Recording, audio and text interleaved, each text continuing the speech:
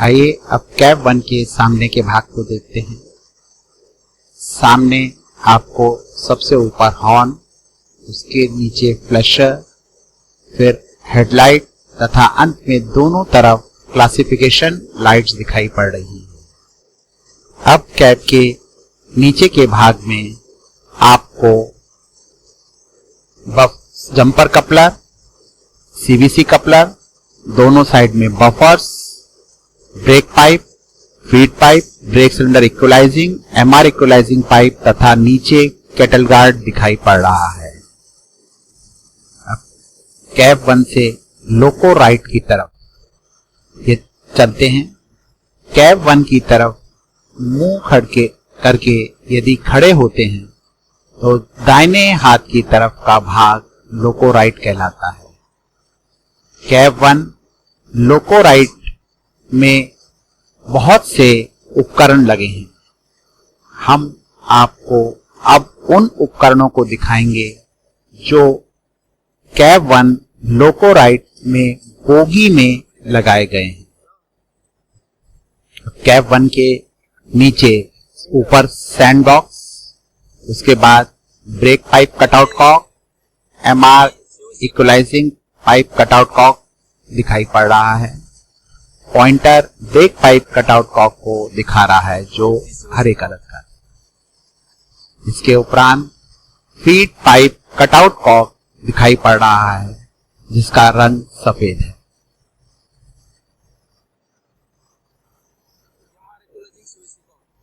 इस चित्र में सबसे ऊपर ब्रेक सिलेंडर इक्वलाइजिंग पाइप पीले कलर में, हरे रंग में ब्रेक पाइप कटआउट कॉक, सफेद रंग में फीड पाइप कटआउट कॉक तथा लाल रंग में MR equalising pipe cutout cock दिखाई पड़ रहा है। पॉइंटर आप पीले कलर के brake cylinder equalising pipe cutout cock को दिखा रहा है जिसकी पोजीशन आपको जमीन के समांतर है। जमीन के समांतर पोजीशन में कॉक बंद रहते हैं तथा जो कॉक जमीन के लंबवत हैं वो कॉक खुली अवस्था में होते हैं। जैसा कि एमआर एफपी का कॉक लंबवत दिखाई पड़ रहा है, ये खुली अवस्था में है। अब आपको चित्र में बोगी कटआउट कॉक दिखाई पड़ रहा है, ये भी खुली अवस्था में है। अब आपको चित्र में जे फिल्टर दिखाई पड़ रहे हैं। आगे वाला फिल्टर J1 तथा पीछे वाला J2 है। इनके ऊपर इनके कटआउट कॉक लगे हैं। ये कॉक हमेशा खुली अवस्था में होने चाहिए।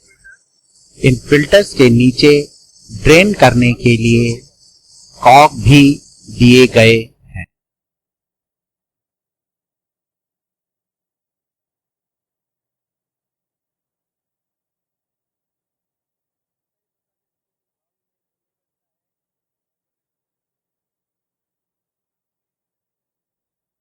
MR2 की हवा की नमी सोखने के लिए एयर ड्रायर लगाया गया है। इस एयर ड्रायर के ऊपर इसका इंडिकेटर भी लगाया गया है। इस इंडिकेटर का कलर यदि नीला होता है तो एयर ड्रायर सही काम कर रहा है। ये कलर यदि पीला हो जाए तो एयर ड्रायर सही तरीके से काम नहीं कर रहा। एमआर टैंक के पास एफपी आइसोलेशन कॉक लगाया है। ये खुली अवस्था में है। यदि एफपी पाइप को आइसोलेट करना हो तो इस कॉक को बंद करना पड़ता है। अब एमआर टैंक के नीचे अंडर ट्रक में रडार दिखाई पड़ रहा है। इस रडार के द्वारा लोकोमोटिव की गति नापी जाती है तथा ट्रैक्शन देने का कार्य भी इसी रडार के द्वारा किया जाता है। रडार के पीछे ECC2 electrical control cabinet number 2 लगा है। इस कैबिनेट में ऑक्सिलरी जनरेटर से संबंधित उपकरण लगाए गए हैं। चित्र में आपको सबसे ऊपर एसटीए तथा एसटी दिखाई पड़ रहे हैं।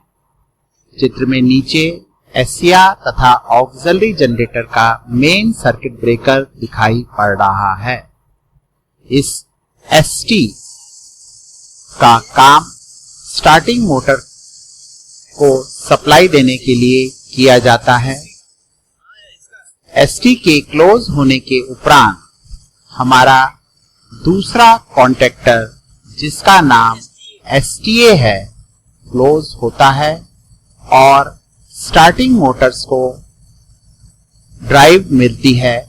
स्टार्टिंग मोटर के घूमने से ही क्रैंक शाफ्ट को ड्राइव दी जाती है।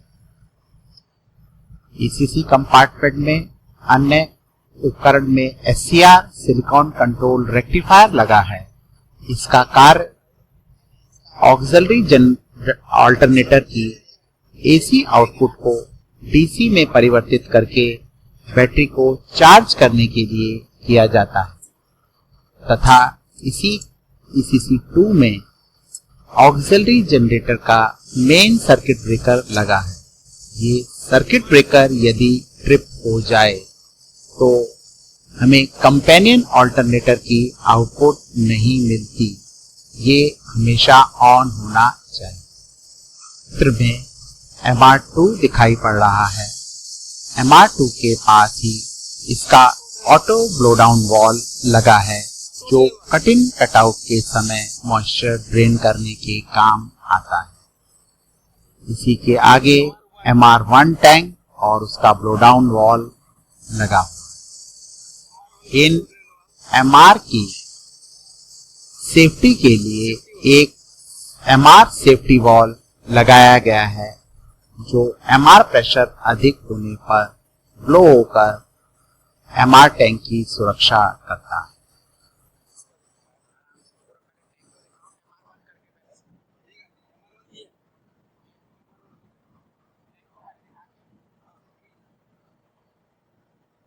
MR1 के नीचे 5000 लीटर क्षमता वाला एक फ्यूल टैंक लगाया गया है। इस फ्यूल टैंक में फ्यूल की मात्रा देखने के लिए एक ग्लो रॉड लगाई गई है। इस ग्लो रॉड पर 1000 से लेकर 5000 तक के मार्क बनाए गए हैं। जिस मार्क्स को देखकर चालक इस टैंक में कितना फ्यूल उपलब्ध है उसकी जानकारी प्राप्त करता है।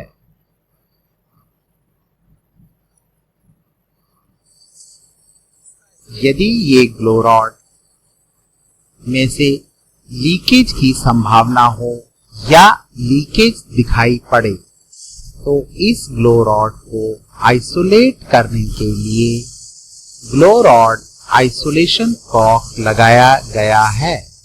इस कॉक को घुमाकर बंद करने पर ग्लो रॉड आइसोलेट हो जाती है। इन लोगों में छोटा फ्यूल टैंक लगाने से लोगों का वजन पहले से कम हो गया है।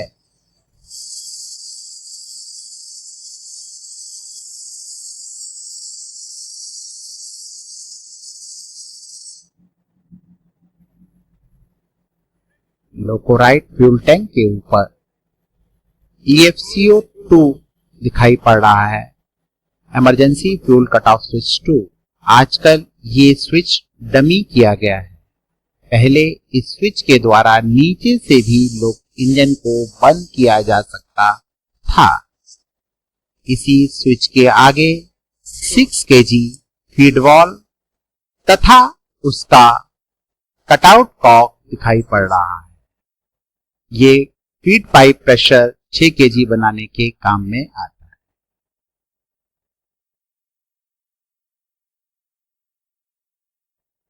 चित्र में सैंडबॉक्स दिखाई पड़ रहा है।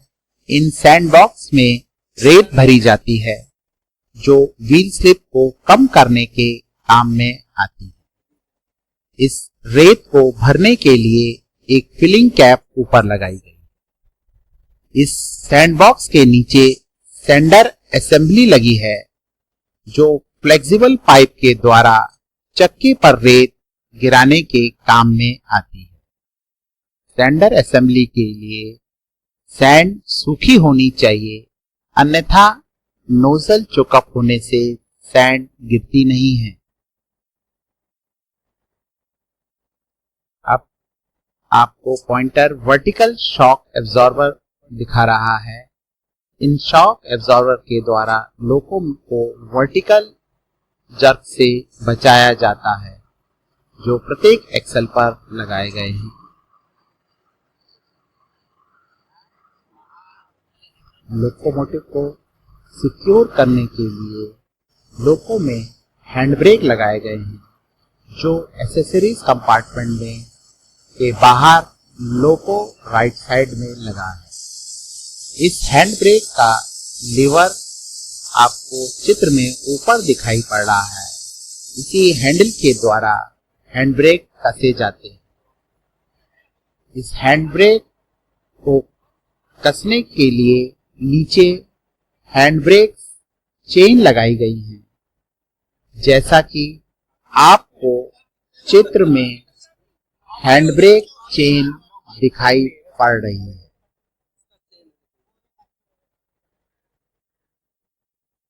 ये हैंड ब्रेक की चेन के द्वारा ही हैंड ब्रेक कसे जाते हैं। इस हैंड ब्रेक को आइसोलेट करने के लिए लोको लेफ्ट साइड में नट दिया गया। लोको बोगी तथा सुपर स्ट्रक्चर को बांधने के लिए लोको में डी शेकल्स लगाए गए हैं।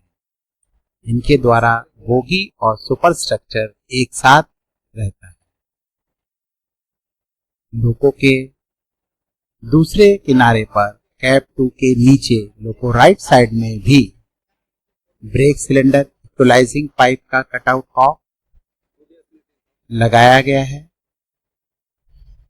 इसके साथ साथ फीड पाइप का कटआउट कॉक भी लगाया गया है।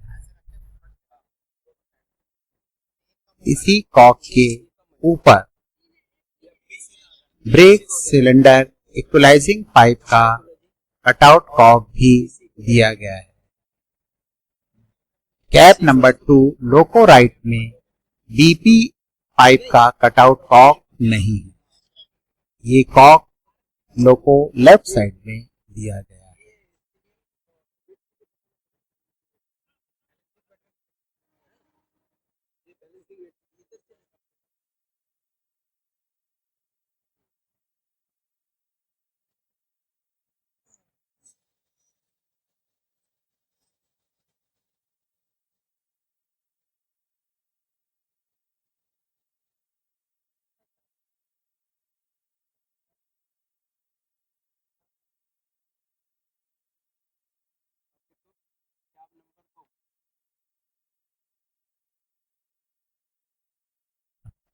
चित्र में आपको कैप 2 दिखाई पड़ रहा है जो रेडिएटर रूम के आगे वाला कैप है। ये कैप भी कैप 1 की तरह ही है। इसमें भी लगभग सभी उपकरण कैप 1 के समान है। कैप 2 के आगे के भाग में आपको चित्र में बफर्स दिखाई पड़ रहे हैं, coupler, brake pipe, feed pipe, MR और brake cylinder equalising pipe cap number 1 के समान ही दिखाई पड़ रहे हैं।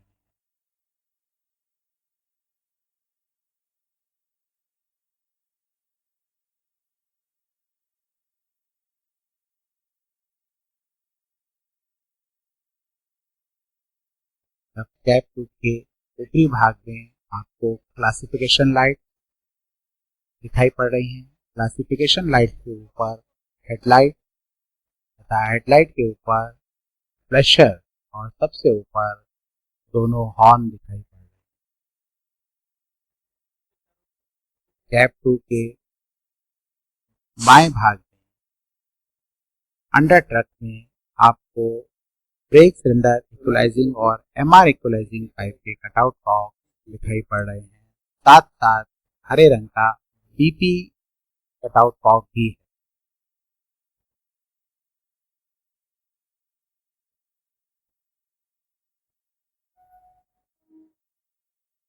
अंडर ट्रक में इन कॉक के आगे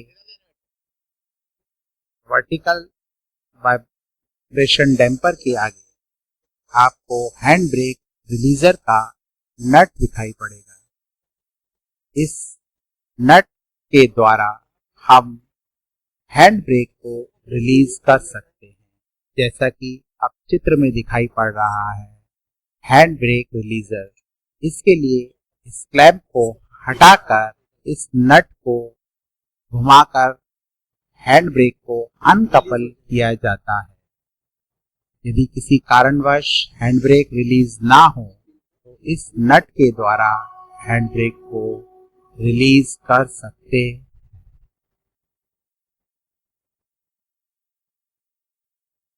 लोको लेफ्ट साइड में अन्य उपकरण में EFCO3 लगा है, जो आजकल डमी है। इसका काम भी EFCO2 के समान इंजन को बंद करना है। अब चित्र में आपको बैटरी बॉक्स दिखाई पड़ रहा है। इस बॉक्स में निकेल कैडमियम की 10 बैटरीज रहती है।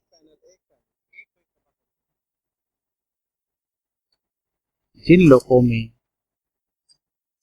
लेड एसीटेट बैटरीज रहती हैं वहां 8 रहती हैं, तथा जिन लोगों में निकेल कैडमियम की बैटरीज रहती हैं वो 10 रहती हैं। जिस प्रकार इस लोगों में 10 निकेल कैडमियम की बैटरीज दिखाई पड़ रही है। ये बैटरीज सीरीज में जुड़ी रहती हैं।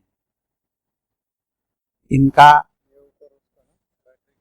स्विच, जिसे हम बैटरी नाइफ स्विच कहते हैं, वो भी लोको लेफ्ट साइड फुट प्लेट पर रहता है। ये बैटरी नाइफ स्विच, जैसा कि चित्र में दिखाया जा रहा है, रहता है। ये एक नाइफ स्विच है जिसकी 2 पोजीशन ओपन और क्लोज रहती है। इस स्विच के बगल में 800 एम्पियर का फ्यूज रहता है। इस फ्यूज के द्वारा स्टार्टिंग मोटर्स को सप्लाई दी जाती है।